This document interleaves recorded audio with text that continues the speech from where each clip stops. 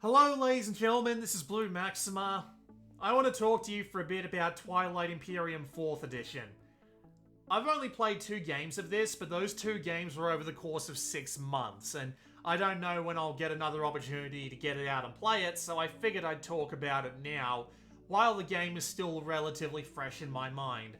However, I will point out that in both the game that I played a few months ago and this game, I only had the opportunity to play with 2 other people, so a total of 3 players.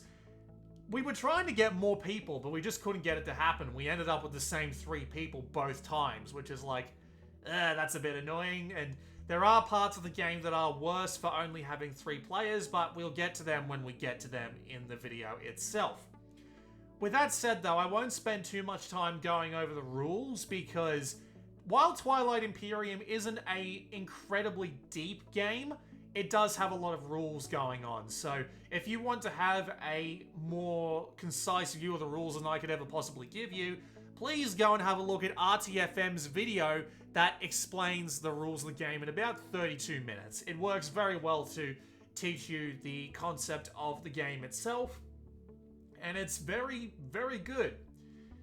So, with that said, let's talk about the positives and negatives of Twilight Imperium, because it's pretty cool most of the time. So, the first thing that I noticed that I really like is the faction variety, because despite the fact that the game's base systems aren't particularly complicated, the way that it increases faction variety by just giving you a handful of special technologies, a couple of starting benefits, and a couple of other things on top of that, including special powers that only apply to you. It makes it so that every faction plays out entirely differently. Like even the 3 we had going on here. Like I had the Federation of Sol, who are really good with their infantry, but they also get a lot of command tokens, so they're good at being a little bit of an all-rounder. My friend Bichrome up the top was playing the Winnu, who are really focused on getting to Mechatol Rex and controlling it, to the point where they even have a technology that lets them move through some of the more difficult terrain in the game itself in order to make this happen. And there's something like 17 factions in the base box, each of which have their own way of going about things, whether it be something simple like the Sardak Nor, who are just really good at combat because they get better rolls when it comes to combat. Whether it be the Emirates of Hakan, the Space Lions, who are really good at doing trades. Or whether it be something really complicated like the Necrovirus, who doesn't vote on agendas, who steal technology from everyone else, and they also have an absolute ton of command tokens to make up for the fact that they can't research technology themselves. There are all sorts of weird little play and strategies going on here, and it makes things interesting from the word go, because you know what they're going to be capable of, you know what they're going to be weak from, and it's admittedly just really nice. It's just a really nice set of differences that keep things interesting throughout the game. And I'll tell you what stays interesting throughout the game, the entire game. Now you might think that's a bit weird, but that's because the game is about 4 hours long. Like, this is a 3-player game and it's 4 hours long. You're watching it at about 750% speed, so there is a lot of video footage here. If I ever decide that I need like a backup episode of Blue Boards, I'll probably put the full game up because I've been given permission to in the long run, but for now you're just watching the game going on in the background at really fast speed. But the thing that I really like about Twilight Imperium is that I didn't feel like any of the time spent was wasted. It feels like you need every single second of that time to figure out your strategies, carefully maneuver everything around. And it's not like the game doesn't go on at a good pace. The refresh phases at the end of the turn are always quite quick and easy to take care of. Giving everyone a single action as you go around not only creates a sort of race to get to the important things first, but to balance out your actions and decide what order you want to do things in. And it's not like any particular part of the game is particularly slow or keeps things held up. So the game itself is just really good at keeping things moving along and feeling like that you aren't wasting your time, which I really appreciate. The game also needs a lot of tension, and this is added via the objectives, of which you start out with 2, but as the game goes along, you get more and more objectives that can score you more and more points. And the public objectives are usually pretty simple, whether it be have a certain amount of technologies, planets, spend a certain amount of resources or influence or what have you. But that's always backed up by the fact that you've got secret objectives in your hand, which you can use in order to get points that other people won't know about until it's too late. And as a result, it keeps things tense towards the end of the game because you're always going to be running high on victory points after a certain point. And after that, any round can be the last round because anyone will be able to score one of the new objectives, or they might have a secret objective in their hand. And it keeps things interesting. Although, admittedly, it is kind of easy to get screwed on the draw with this one because I played the Tech Boys. I played the Universities of Jolnar, who are really focused around getting their research out to the point where they actually do worse in combat as a result. And if more research technologies had come up in the objectives, I would have had a way better time. But there were no research objectives until like the 9th round, but the game ended in something like the 7th. So it was incredibly unpleasant for me personally during that game, but it does at least mean that you have to work around the weaknesses of your faction. You do need to keep everything relatively balanced, go and getting planets, working on certain objective types, balancing out everything between how many ships you can keep in one place, how many tactics you'll be able to take each turn, and how many secondary abilities of the main cards that you've got up the top there. I believe there's some on screen now if I synced up this audio correctly. So it keeps things at a relatively even balance, and it does a really good job at that. And if you neglect one and go well after the other players will be in a good spot to punish you for it. With that said though, other players does kind of create a problem with the game if you're playing at 3 players, the main one being diplomacy. Mainly because when you're playing with 3 players, your major opponents are going to be right next to you at all times. If someone gets to 9 victory points and the other 2 players aren't close to that, they're both going to need to close in on the guy that has 9 victory points, and as a result, diplomacy can be a little bit rough, especially when it comes to commodities that you need to turn to trade goods. If you're visibly ahead, you're not going to be able to trade commodities. If someone decides to focus on you, leaving the other player free and clear to start building up their objectives, it can create a problem for the both of you that you don't know how to solve, and you'll eventually have to start dealing an alliance that way. So, when you're playing with 3 people, the diplomacy can just be a little bit, eh. Again, one of the reasons why I'd like to play this is 6 players, but I just never get the opportunity to. There's also the agenda phase, where you draw 2 laws or 2 directives from the top of the deck at the end of every turn once Megatol Rex has been taken over. And I just... Admittedly, I'm not the biggest fan of this, just because the 2 games that I have played have not come up massively influential on the game itself. There are 1 or 2 that have come up that have changed the way things have gone a bit, but most of the times they feel irrelevant. Like, I remember the first 4 or 5 that we had to draw from the agenda deck weren't particularly influential as to how to go about things, just because...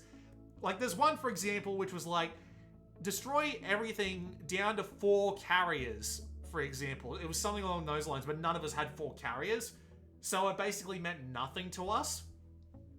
But it is kind of neat how you can influence these sorts of things through action cards, but at the same time, again, since you've only got 3 people, there are so few things on the board to consider that it just kind of becomes uninteresting. And again, it doesn't help that a lot of the laws, which are permanent, and the directives, which are one time, just don't really have that much of an impact depending on when they get drawn, and sometimes it can result in the agenda phase being a bit more lackluster than one might hope. This is, however, another reason that you want to play with the game with more players, because if more players are on the field, laws are more likely to affect at least one of them, therefore they're going to have to ask the other players to actually help out in this situation, and as a result, I need more friends to play this with. What isn't lackluster about this game, though, is the board movement. Because the way that this game's board movement works is that you activate systems in order to make use of them. and then you are able to move units into that system, then build units in that system. But that means that you're not going to be moving units very quickly, you're not going to be producing units very quickly, and that can end up in a position where you might end up entirely out of position, and the opponent has the opportunity to sneak behind you with a small handful of units and just take over everything that you've got and completely ruin any scoring opportunities that you might have.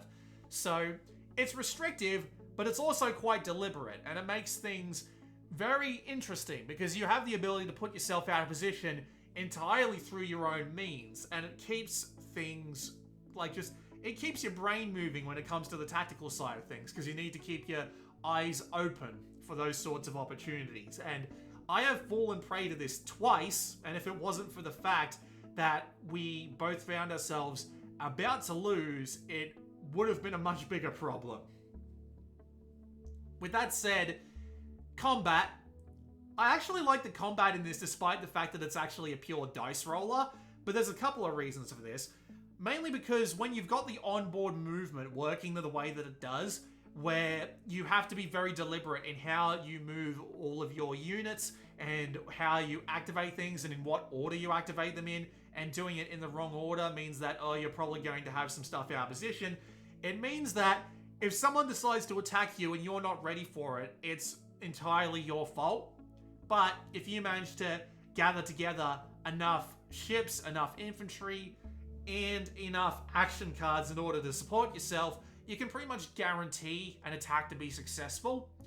And of course, then you add the dice rolling element to it, which keeps things a little bit tense while at the same time not being entirely random and entirely unfair.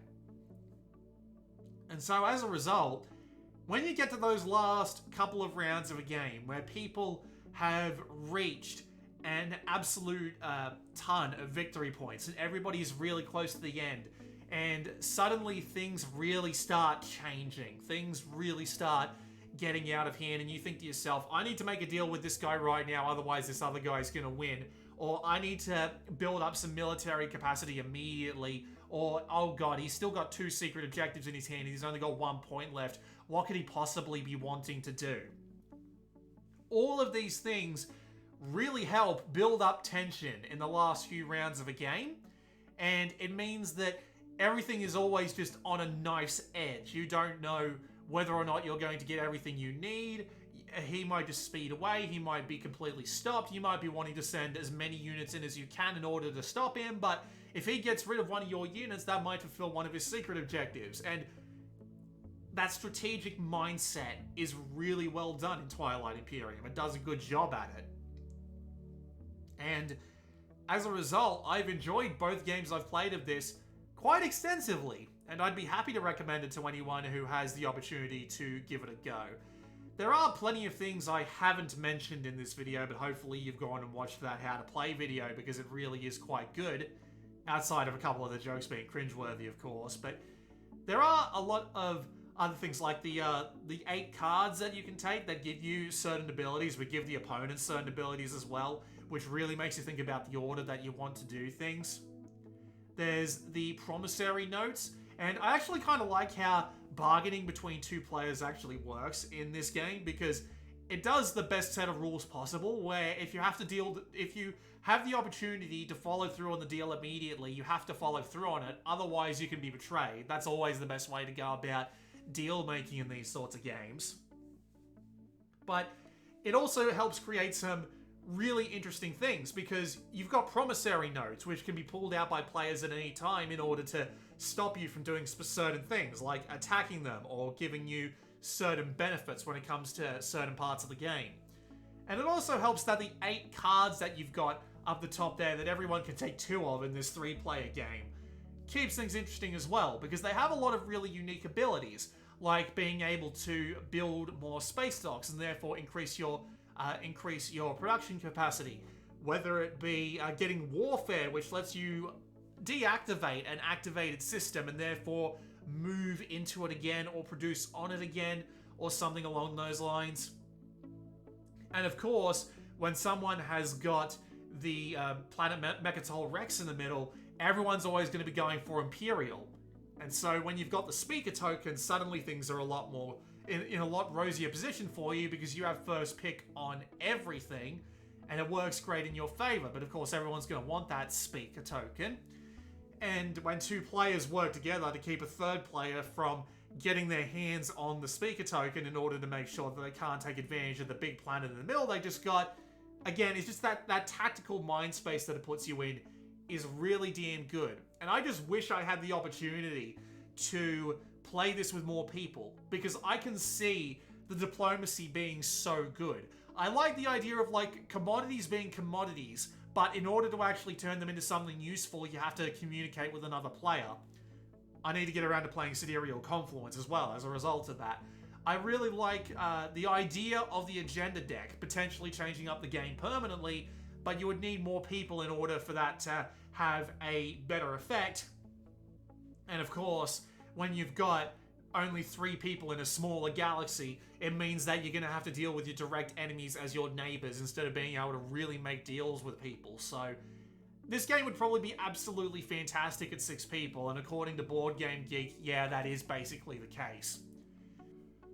So at the end of the day, what do I think about Twilight Imperium? Well, honestly, I think it's great. The faction variety means that everyone's going to play just that little bit differently every time. The way that the objectives work help add to this and really mean that you have to play around your strengths, ignore or avoid your weaknesses, and just try and play to what the game deals out, but it means that the games will be very different every single time. The onboard movement is really strategic, and I like the fact that due to the way you activate the board, it means that you not only need to think about what you're doing, but in what order you're doing it, and making sure you're not leaving yourself out of position, because if someone sneaks around behind you and all of your units are 2 turns away, it's going to be a massive pain for you. Combat, thanks to the fact of that movement and the fact that you've got plenty of action cards that can help you out along the way, never feels entirely random despite the fact that it's a dice chucker. Diplomacy and lawmaking in the form of the agenda phase aren't massively great due to the 3 players, and I imagine that if I was playing a full-on 6-player game, it would be way more interesting. But at the same time, I've only played 3-player games of Twilight Imperium, so I can't give you massive opinions on that. And of course, the way that the turns work, the way that you have to use the 8 politics cards, or whatever they're called up the top, I can never remember the name of them, in different particular orders in order to make sure that you end up with the speaker token so someone else doesn't get the opportunity to pick first. But you might also want warfare, because that means you can activate a planet twice. It means you can get stuff moving a bit quicker or attack a planet twice over or something along those lines. It means that it's always got a great strategic mindset to go for, and you need to be thinking about everything that you possibly can, and it's really engaging while it's happening, to the point where even though a 3-player game like this one could take a total of 4 hours, and I imagine that a game with 6 people could easily take 12. I can absolutely believe that would happen. It doesn't feel like you're wasting a single minute of that time just because of the amount of consideration that needs to be done. And the game itself just keeps it moving along quite nicely, with everyone only having 1 action as you go around the board, all of the other phases being relatively quick to resolve, and just it doesn't waste any time. And so as a result, the game is most interesting at the end, when a lot of people are getting close enough to the VP mark that they can get there within 1 or 2 rounds. And you have to think to yourself, what do I do? How do I get myself out of this? How do I get all the points while I prevent everyone else from getting all the points? Because there is an order to things, and it's very easy to lose this order and therefore lose the game. And it can end up in some absolutely great situations where one fight can decide the entire outcome of the game. And my absolute favorite thing that happened in my 2 games of Twilight Imperium was how I was controlling Mechatol Rex. I had the Imperial card, so all I needed to do was survive and hold Mechatol Rex in order to actually win. But I had so many forces there and so many action cards prepared for this day.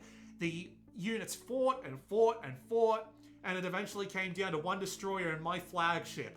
And my flagship went down, but so did their last ship. And so all of the infantry I had on Mechatol Rex got to watch as the flaming wreck of my flagship signaled the beginning of my new Imperium. Which is a really weird thing to say, but that's what genuinely happened in my game. And I enjoyed every minute of it. And the thing was, I was actually behind. I was being attacked by another player, and we were holding each other back basically, to the point where our third player was like, "Oh, I'm gonna take advantage of this and just start scoring shit." So we all just needed to swarm.